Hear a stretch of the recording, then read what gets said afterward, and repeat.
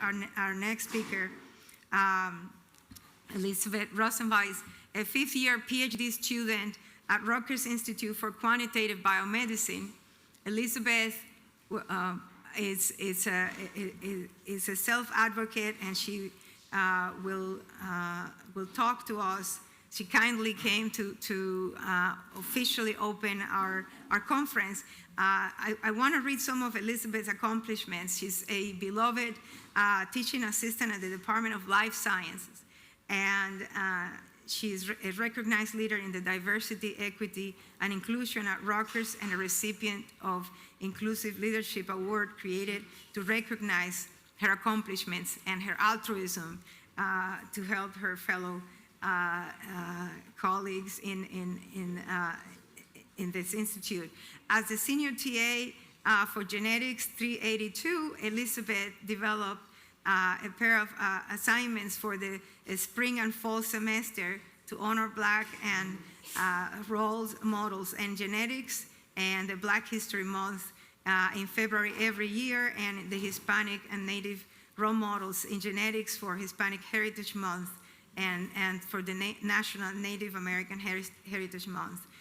She's a member of the 2022 cohort of the Rutgers Predoctoral Leadership Development Academy, and she's a member of the School of Graduate Studies, Diversity, Equity, and Inclusion Graduate Student Advisory Committee, and she is a self-advocate who was diagnosed with Asperger's syndrome as an adult, and has devoted much of her time outside of work since her diagnosis to advance the cause of autism and autism acceptance and societal acceptance. She is also an innovative, altruistic, actionable science person. So her doctoral research will help humanity. Her discoveries will save the lives of many, and will that she will never know personally. She is creating a new computational and analytical techniques for longitudinal biological data, a novel computational model to enable simulation and comparison with empirical data to assess tumor growth in cancer patients, and her expertise in Python coding and language that is openly accessible makes her research open, transparent, reproducible, and thus advancing our knowledge on human variations and cancer research. And so she will tell you about human variations and celebrating the diversity of the human spectrum. Elizabeth, please join us.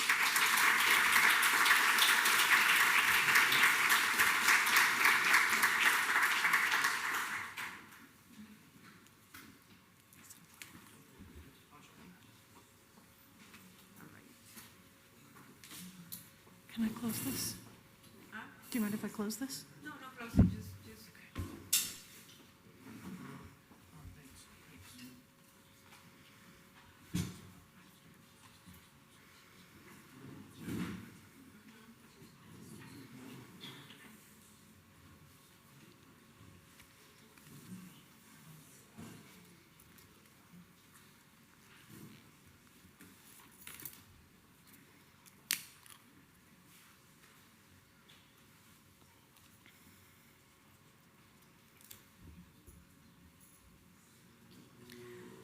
You may recall from your lessons in school that the second law of thermodynamics is defined like this, that a closed system tends towards its lowest energy state.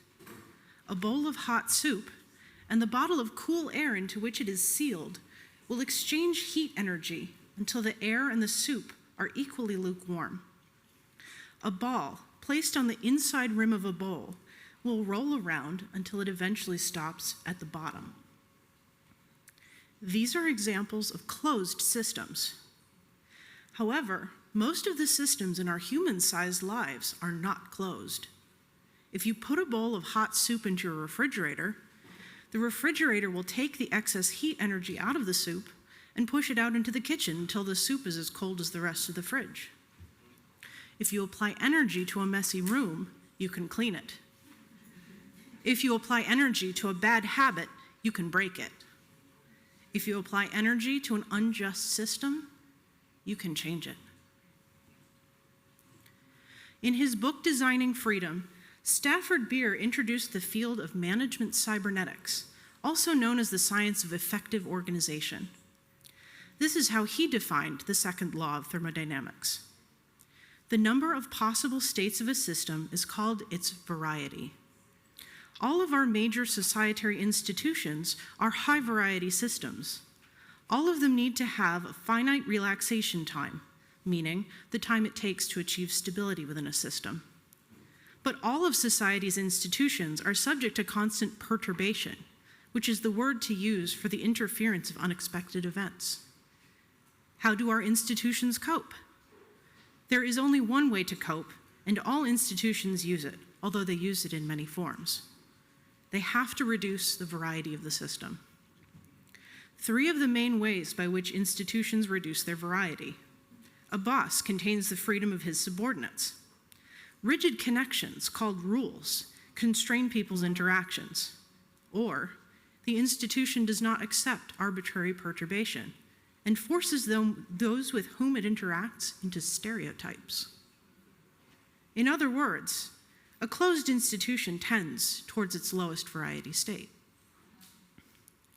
The Autism Medical Complex is a massive institution with a multi-billion-dollar war chest funded by government agencies, huge charitable foundations, and multinational pharmaceutical companies, all aimed at helping benighted families to chemically and behaviorally rehabituate their unfortunate autistics into profitable labor producers and inspirational fables.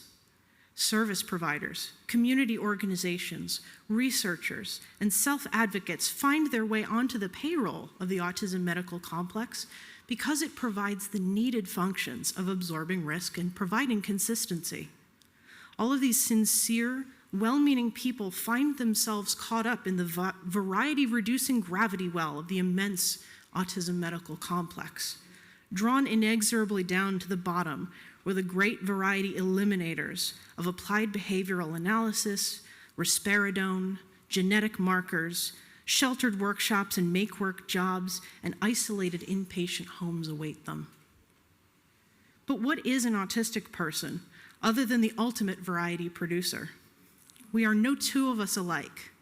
We live in a constant state of flux, navigating an ocean of hyper-focused currents that can sweep us away to amazing new places, and decompensation doldrums that hold us back for what seems like forever, charting our own individual paths through the developmental arc of a human life. Some of us are genuinely limited by the dysfunction of our nervous systems in our ability to do things like walk to the front of a crowded room and talk somewhat comfortably for 20 minutes. But most of us can do that. And many of those who can't today either lack the inclination to figure out how or simply haven't done it yet. It is that not yetness of the autistic condition that seems the hardest for the non-autistic to grasp. They are so centered in their own experience of internal consistency that they can't imagine what it's like not to know what you're going to be capable of today when you wake up this morning, or to know that just because you couldn't do the thing today, didn't do it on time, or have never done it before, doesn't mean you can't do the thing tomorrow. Many people have been part of my life who are the autistic victims of variety reduction perpetuated on them by the Autism Medical Complex. I have shouted outside courtrooms on their behalf, raised money to keep them in the community, attended fancy dress-up events to benefit them, been disrespected and condescended to by their tormentors, argued with them when they internalized the stereotypes the institution pushed on them, done my best to broker peace when they fought amongst themselves, and been the one to talk to their family when I was the last one to see them alive. I am one myself, and I'm married to one. I have seen so much not yetness crushed out of existence or cut short before its time, and I have spent years asking myself why it's like this, when hardly anybody actually wants it to be like this, and when so many people put their precious energy into making it not be like this. Why? Stafford Beer goes on to say, only variety can absorb variety. Not only do we need variety to absorb variety, but we need exactly the same amount of variety to do it. What we have arrived at is the dominant law of societary systems, the law of requisite variety. Only variety can absorb variety. What we need then is not an autism medical complex to attenuate the inherent variety of autistic people until their variety lies within the scope of what society is already set up to handle. What we need is a liberty machine, an autistic variety absorbing system that can capture the tidal energy of our hyperfocus currents and help us row and swim our way out of our decompensation doldrums. A liberty machine for autistic people would offer sufficient funding for programs designed to keep autistics in mainstream education and the community. It would adequately support research that meets the priorities of autistic people themselves in helping them achieve health, maximal autonomy, and self-realization. It would provide financial support for autistic adults who have aged out of the existing disability systems, and for the families who are struggling to afford the cost of properly raising and caring for an autistic relative. And a liberty machine would promote and amplify the contributions that autistic people can make to culture, art, and science, since we are so often the originators of major paradigm shifts that have created the modern world we all enjoy. Selling us new kinds of pills and rebranded gay conversion therapy at exorbitant prices to fix our differences won't set us free. The gap between what society has to offer us and what we really need is not your meal ticket or your gold mine. I challenge you to ask yourself, are you helping to create the liberty machine? Have you asked autistic people if they want what you're doing? Would you listen if they said no? One more quote from Designing Freedom, from the chapter A Liberty Machine and Prototype. In 1971, President Salvador Allende invited me to create a liberty machine for the Chilean people. Now, Chile is not a rich country, and we could not afford all the apparatus we should have liked. Even so, we made it. We had everything available, though not yet running the economy, in 18 months.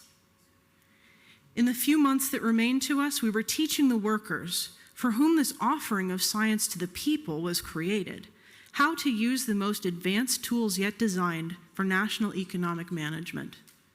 These people, arm in arm with their science, were intended to become the decision machine for the economy. You all know what happened. On the 11th of September 1973, Salvador Allende died in a bloody business, of which the consequences for mankind are incalculable today.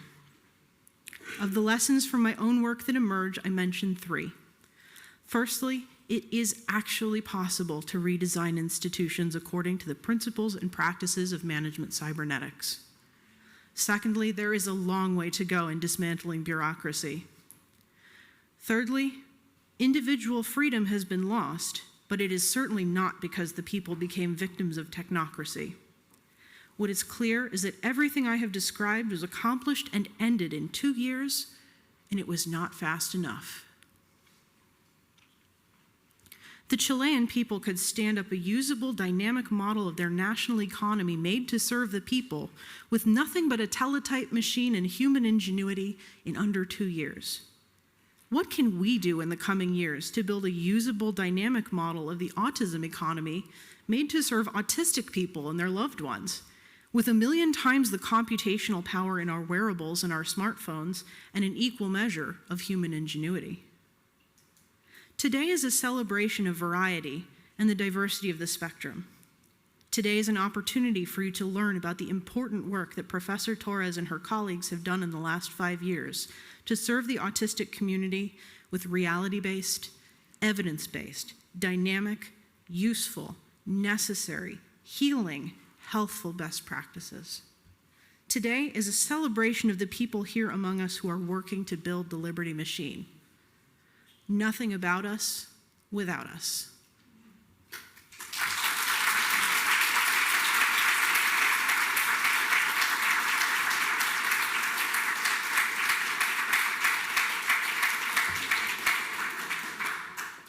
Thank you, Elizabeth. That was Amazing. And I am very grateful that you have been so eloquent and to tell us the perspective of the self-advocacy. I know it's a complex issue on many players in this ecosystem, but if we all recognize our differences and share them and brainstorm about them, I'm sure that we can, and accept all of the views, not repress any of the views. We then can work together and move forward and always consider that the autistic individual won't accept any changes that violate their autonomy any longer. So keep that in mind, everybody, because we need to respect human dignity, and this is the best way to do it. It's respect our own dignity as well.